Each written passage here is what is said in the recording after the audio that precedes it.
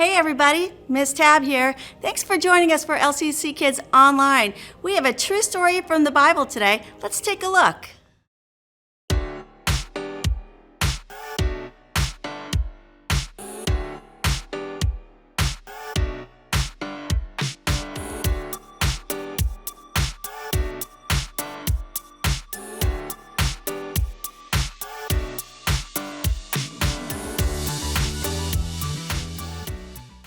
Hey everybody, it's me, Jacob, and today I'm here to talk to you about creativity.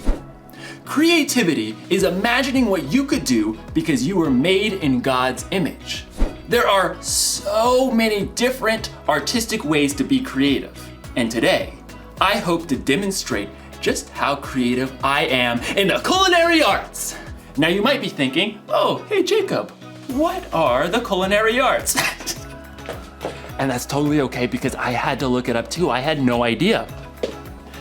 So allow me to elucidate. I had to look that word up too. Okay. Basically, it's this. I'm making chocolate. Yes! Ugh. You see, I started thinking, I know I'm creative because I was created in the image of God, but what if drawing and sculpting and, art stuff isn't my thing? What if chocolate making was my thing, my purpose? And time for the last thing, the cocoa powder.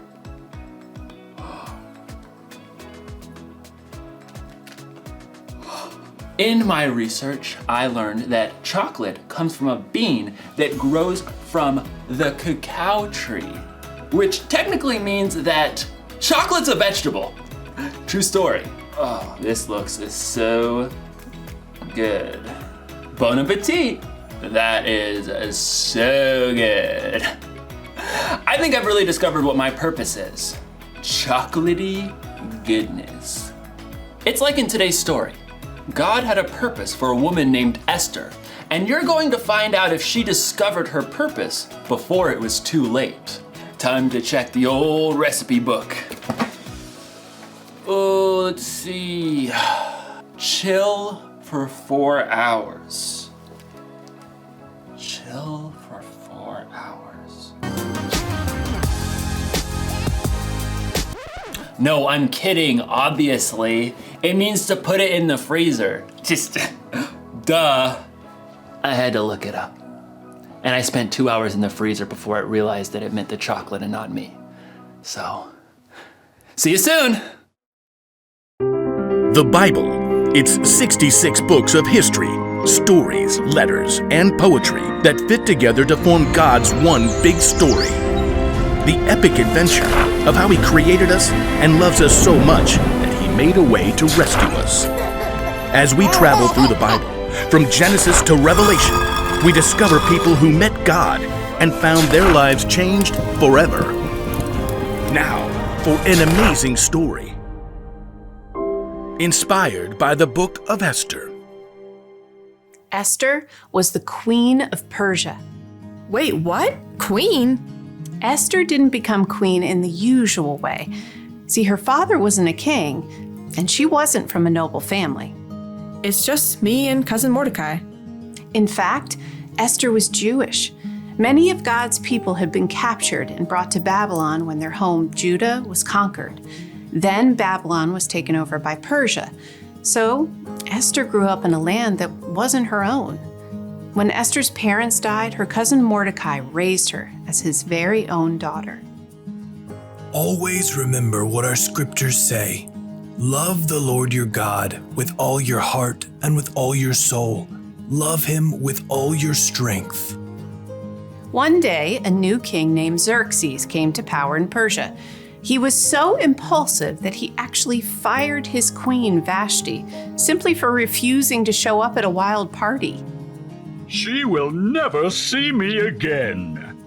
When Xerxes had finally calmed down, he had realized he now had no queen. I have no queen. He would have to find a new one. I must find a new one. So the king decided to hold a contest.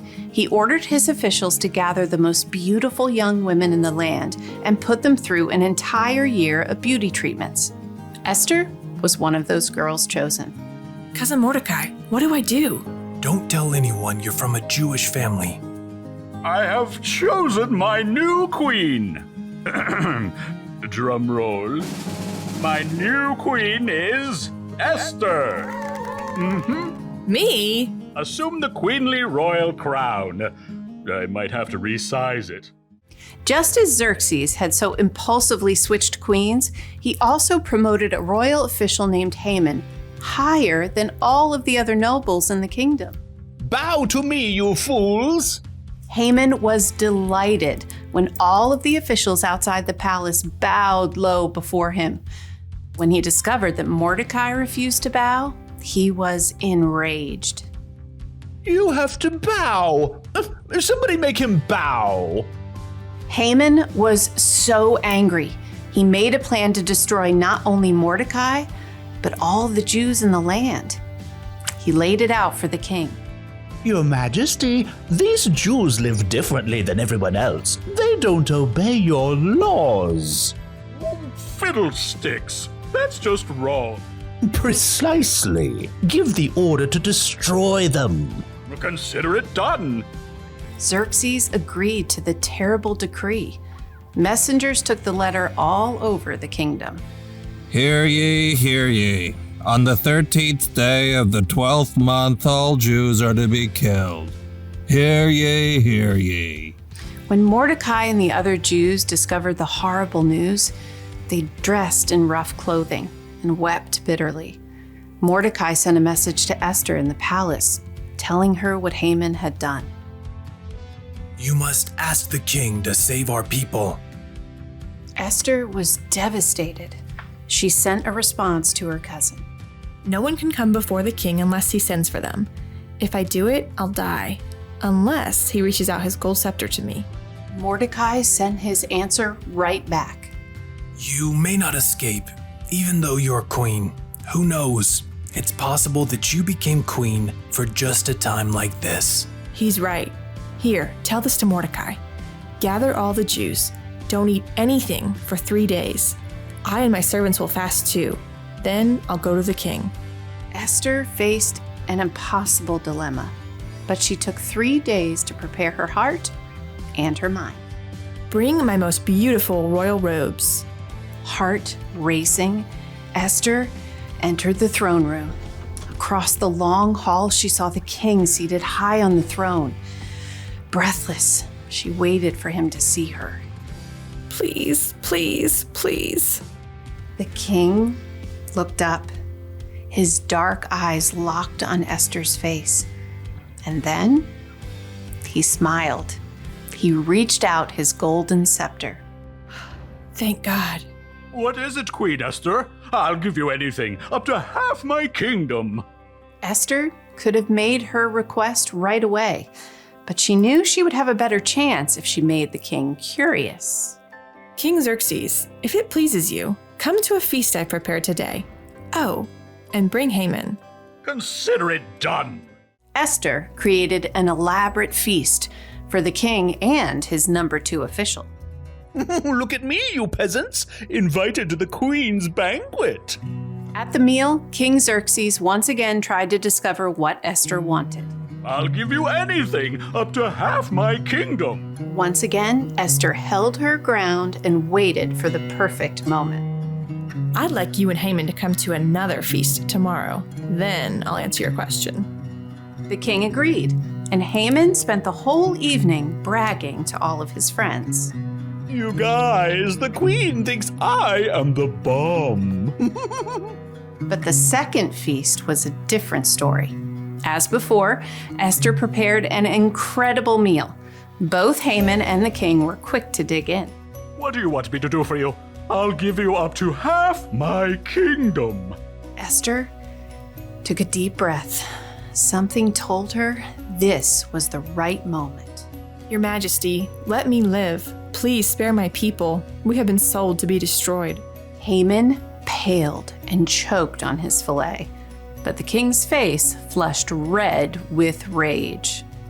Who is the man who has dared to do such a thing? Esther turned her gaze on Haman. Haman is the one. In a panic, Haman threw himself at the queen. Totally didn't mean it. Please, please, please let me live. You dare attack the queen? Take him away. That very night, Haman was killed, and the king created a new order that would allow the Jews to be saved. We will celebrate this day with great joy. God had given Esther a surprising position in a foreign nation, and when the time was right, she would use all she had been given to save her people.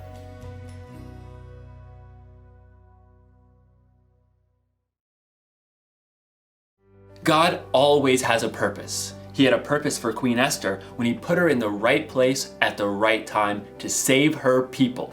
He had a purpose when he sent Jesus to pay for the sins of the world. And here's something you may not know. God made you for a purpose. It's true. Now, you may not have to save a bunch of people from total destruction. I don't know, or maybe you will. Who knows what God has planned for you? But I do know God has a plan and a purpose for your life, whether it be big or small. So think about it. What's your purpose? Is there something you like to do more than anything else? Like baking, or organizing, or juggling.